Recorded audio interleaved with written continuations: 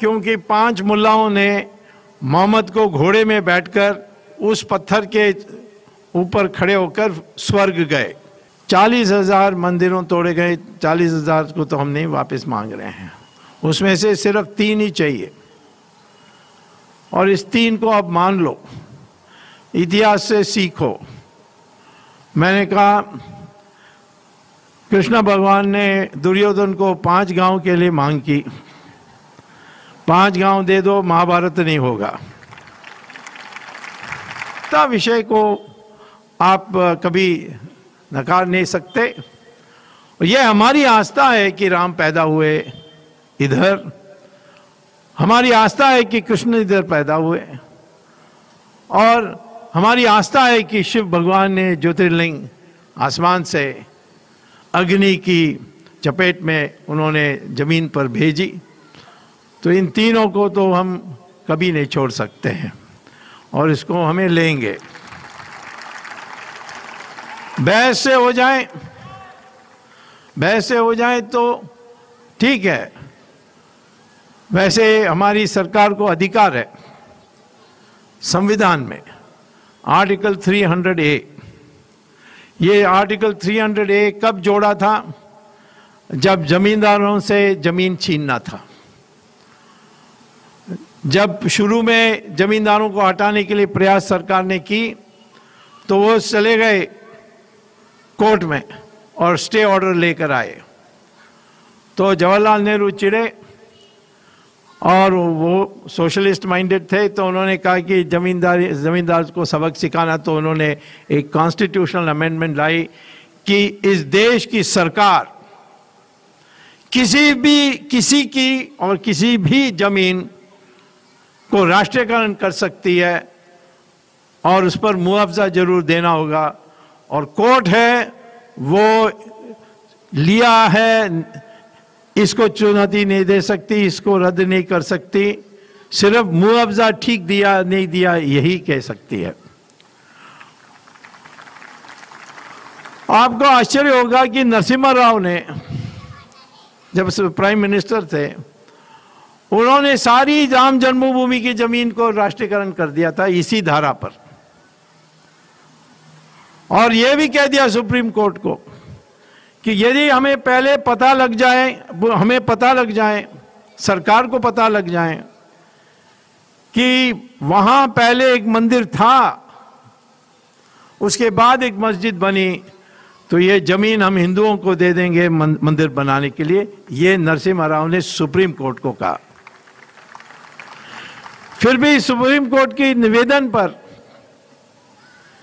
कि जो अभी याचिका चल रही है इलाहाबाद हाई कोर्ट में, उसको पूरा होने तक जो जमीन जहां मस्जिद खड़ी थी 0.313 एकड़, उस जमीन को अभी छोड़ दो, फैसला होने दो, उसके बाद आप उस जमीन का राष्ट्रीयकरण कर सकते हैं और मुआवजा दे सकते हैं।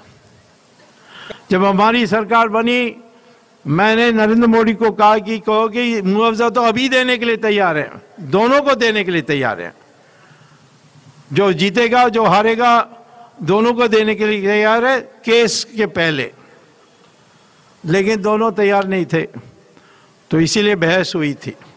बाकी जो जमीन है 67 एकड़ जमीन, ये तो आज सरकार के हाथ में है, और इसको हम कभी भी, इसके पहले भी हम मंदिर निर्माण कर सकते थे, परंतु हमने सोचा कि भाईचारा रखने के लिए हम नहीं करेंगे, और जब फैसला होगी सुप्रीम कोर्ट की उसके बाद करेंगे। और फैसला तो आया। क्यों आया फैसला? पहले क्यों नहीं आया? पहले इलाहाबाद हाई कोर्ट में 26 साल लगे इसका फैसला करने के लिए, और उसके बाद जैसे हर प्रॉपर्टी डील में होती है, इलाहाबाद हाई कोर्ट ने इसको 3 हिस्से में बांट दिया। एक उन्होंने कह दिया कि जहां गुंबज है, मध्य गुंबज, वहां राम पैदा हुए, ये हम मानते हैं, तो इसीलिए ये राम जन्मभूमि न्याय समिति को दे देंगे। दूसरा है सीता रसोई के नाम पर जिन्होंने दावा किया, निर्मोही अखाड़ा, उसको दे दिया। और तीसरा जो बाकी थी एक गुंबज, उन्होंने कहा ये मुसलमानों के लिए नमाज पढ़ने के लिए जगह हो सकता है। कोई इस पर संतुष्ट नहीं हुए, तो इसीलिए वो सुप्रीम कोर्ट आए और सुप्रीम कोर्ट ने कहा कि और 26 साल हमारी लगेगी और जैसे चीफ जस्टिस रिटायर होते हैं वैसे बढ़ते जाएगी। तो इसीलिए पड़ा हुआ था 7 साल 2010 से 2017 तक।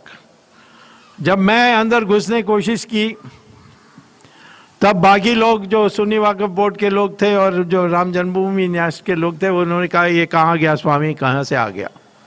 पर मुझे सऊदी अरेबिया के एक राजाओं की, उन राजाओं में से एक राजा जो मंत्री थे वो यहाँ आए हुए थे, उन्होंने मुझे बताया कि मस्जिद को हम सिर्फ नमाज पढ़ने का एक जगह मानते हैं और नमाज तो कहीं भी पढ़ी जा सकती है। सड़कों में पढ़ सकते हैं, ड्राइंग रूम में पढ़ सकते हैं, हवाई जहाज़ में जो उड़ती हुई हवाई जहाज़ है वहाँ हम पढ़ सकते हैं। तो जो मस्जिद है वो हमारे लिए एक नमाज पढ़ने की जगह है जहाँ सारे लोग इकट्ठे हो सकते हैं। और इसीलिए सऊदी अरेबिया में तो मस्जिद तोड़ते रहते हैं।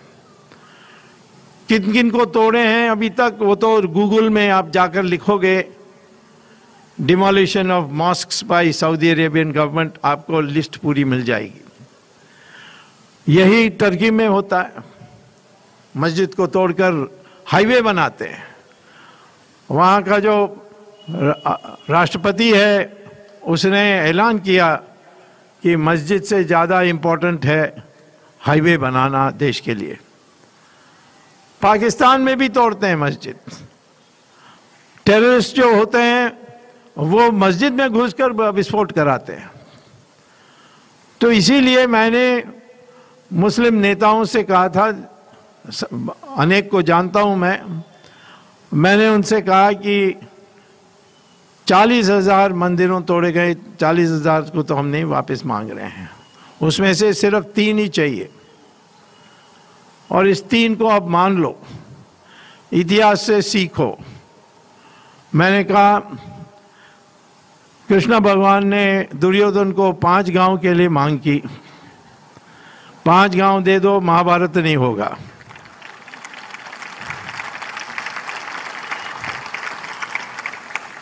लेकिन वो दुर्योधन तो अहंकार में डूबा हुआ था और उसने कहा कि सुई की नोक का जगह भी नहीं देने के लिए तैयार हूं।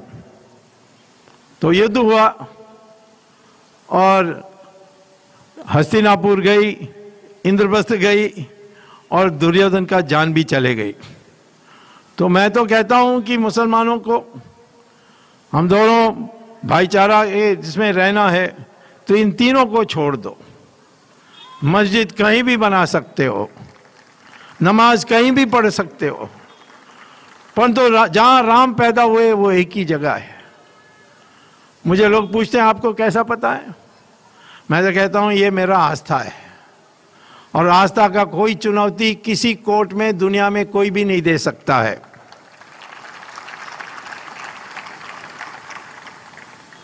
मुसलमानों के लिए भी 3 जगह ऐसे हैं।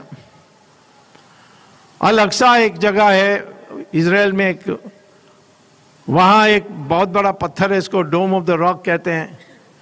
उसको वो अपना मज़हब की एक बहुत पूजनीय जगह मानते हैं।